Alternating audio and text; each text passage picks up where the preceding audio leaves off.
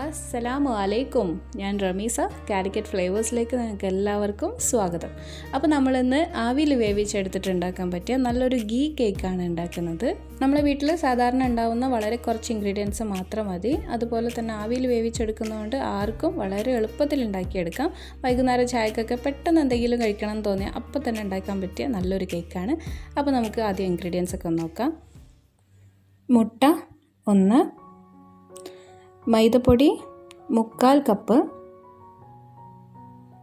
പൊടിച്ച പഞ്ചസാര 1 കപ്പിൻ്റെ 1/3 ഭാഗം, പാല് 5 ടേബിൾ സ്പൂണ്,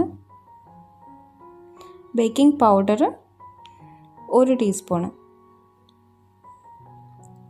നെയ്യ് 1 ടേബിൾ സ്പൂണ്.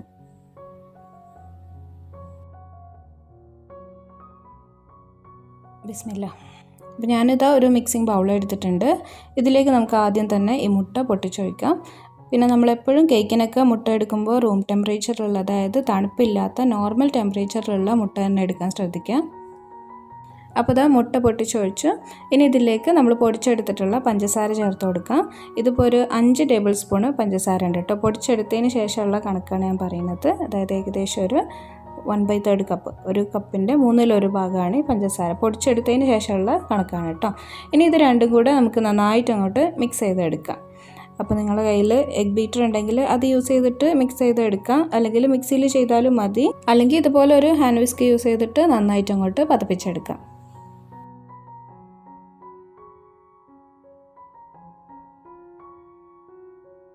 നമ്മളിതാ മുട്ടയും പഞ്ചസാരയും കൂടെ നന്നായിട്ട് ബീറ്റ് ചെയ്തെടുത്തിട്ടുണ്ട്.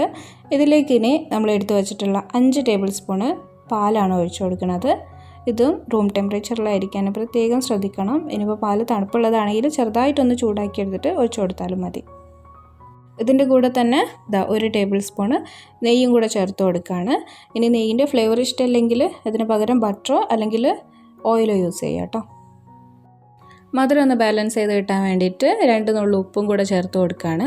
ഇനി ഇത് ചെറുതായിട്ടൊന്ന് മിക്സ് ചെയ്തെടുക്കുക. അധിക സമയം ബീറ്റ് ചെയ്തെടുക്കരുത്, ഒന്ന് ചെറുതായിട്ട് മിക്സ് ചെയ്തെടുക്കുക. ഇനി നമുക്ക് മൈദയും ബേക്കിംഗ് പൗഡറും കൂടെ ഒന്ന് അരിച്ചെടുത്തിട്ട് ഇതിലേക്ക് ചേർത്ത് കൊടുക്കണം. അപ്പോൾ അതിന് വേണ്ടിയിട്ട് ഇതാ ഒരു അരിപ്പ എടുത്തിട്ടുണ്ട്. ഇതിലേക്ക് നമ്മൾ എടുത്ത് വെച്ചിട്ടുള്ള 3/4 കപ്പ് മൈദയും പിന്നെ ഇതാ 1 ടീസ്പൂണ് ബേക്കിംഗ് പൗഡറും കൂടെ ചേർത്ത് കൊടുക്കുകയാണ്. ഇനി ഇത് രണ്ടും കൂടെ നന്നായിട്ടൊന്ന് അരിച്ചെടുത്തിട്ട് ഇതിലേക്ക് ചേർത്ത് കൊടുക്കുക. അപ്പോൾ നമ്മൾ ഈ ബേക്കിംഗ് പൗഡർ എല്ലാ ഭാഗത്തും ഒരേപോലെ എത്തിക്കിട്ടുകയും ചെയ്യും. ഇനി മൈദയിൽ എന്തെങ്കിലുമൊക്കെ കട്ട പിടിച്ചതൊക്കെ ഉണ്ടെങ്കിൽ അതൊക്കെ പോയി കിട്ടുകയും ചെയ്യും. പെട്ടെന്ന് തന്നെ അങ്ങോട്ട് മിക്സ് ചെയ്തെടുക്കാനും പറ്റും. മൈദേൻ്റെ അളവ് ടേബിൾ സ്പൂൺ അളവിൽ പറയുകയാണെങ്കിൽ കറക്റ്റായിട്ട് 11 ടേബിൾ സ്പൂണ് മൈദ ആണ് കേട്ടോ എടുത്തിട്ടുള്ളത്. ഇപ്പോൾ ഇതാ നന്നായിട്ട് മിക്സ് ചെയ്തെടുത്തിട്ടുണ്ട്. ഇനി ഇത് നമുക്ക് വേവിച്ചെടുക്കാൻ പറ്റിയ പാത്രത്തിലേക്ക് ഒഴിച്ചു കൊടുക്കണം. ഞാനിപ്പോൾ ഇവിടെ ഇതുപോലത്തെ 2 സ്റ്റീൽ ബൗളാണ് എടുത്തിട്ടുള്ളത്. ഇതിൽ കുറച്ച് ഓയിൽ ഒഴിച്ചിട്ട് നന്നായിട്ടൊന്ന് ഗ്രീസ് ചെയ്തെടുക്കാം.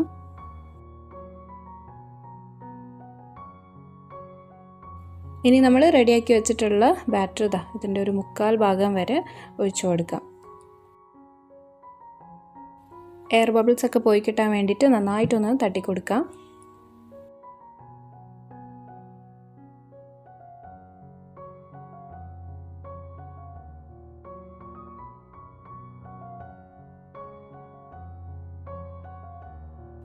ഇനി ഇത് ആവിയിൽ വേവിച്ചെടുക്കാൻ വേണ്ടിയിട്ട് ഞാനിത് ഇഡ്ഡലി ചെമ്പിൽ കുറച്ച് വെള്ളം എടുത്തിട്ട് ചൂടാക്കാൻ വെച്ചിട്ടുണ്ട്. ഇതിൻ്റെ മേലെ നമുക്ക് നമ്മളെ ഇഡ്ഡലി തട്ട് വെച്ച് കൊടുക്കാം. ഇനി ഇഡ്ഡലി തട്ടിൽ ഒഴിച്ചു കൊടുക്കണമെങ്കിൽ അങ്ങനെയും ചെയ്യാം കേട്ടോ. ഇതൊന്ന് ചെറുതായിട്ട് എണ്ണ ഒഴിച്ചിട്ട് ഗ്രീസ് ചെയ്തെടുത്തിട്ട് അതിലേക്ക് ഡയറക്റ്റ് നമ്മളെ ബാറ്റർ ഒഴിച്ചു കൊടുത്താലും മതി. ഞാനിപ്പോൾ കുറച്ച് കാണാൻ ഭംഗി ഉണ്ടായിക്കോട്ടെ എന്ന് വിചാരിച്ചിട്ടാണ് സ്റ്റീൽ ബൗളിൽ ഒഴിച്ചിട്ടുള്ളത്. ഇനി നിങ്ങളുടെ കയ്യിൽ സിലിക്കോണിൻ്റെ നമ്മളെ കപ്പ് കേക്ക് മോൾഡ് ഉണ്ടല്ലോ, അതുണ്ടെങ്കിൽ അതിൽ ഒഴിച്ചു കൊടുത്തിട്ടും ഇതുപോലെ തന്നെ ഉണ്ടാക്കിയെടുക്കാം. ഇനി നമ്മൾ ബാറ്റർ ഒഴിച്ചിട്ടുള്ള സ്റ്റീൽ ബൗൾ രണ്ടും ആവിച്ചമ്പിലേക്ക് വെച്ച് കൊടുക്കാം.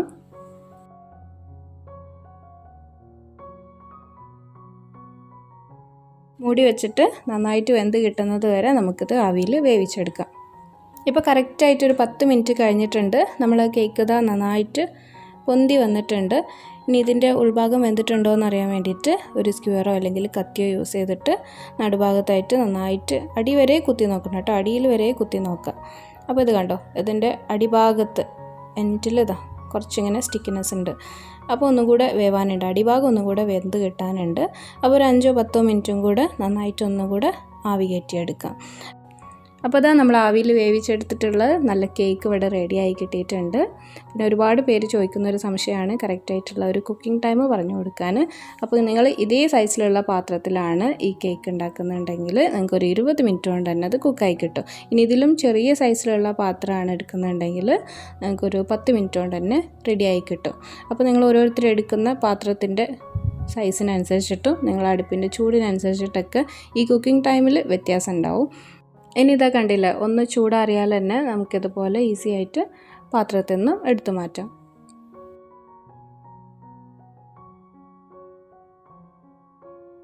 പാത്രം ഒന്ന് ചെരിഞ്ഞു പോയതുകൊണ്ട് ഈ കേക്കിൻ്റെ ഷേപ്പിൽ ചെറിയൊരു വ്യത്യാസമുണ്ട്.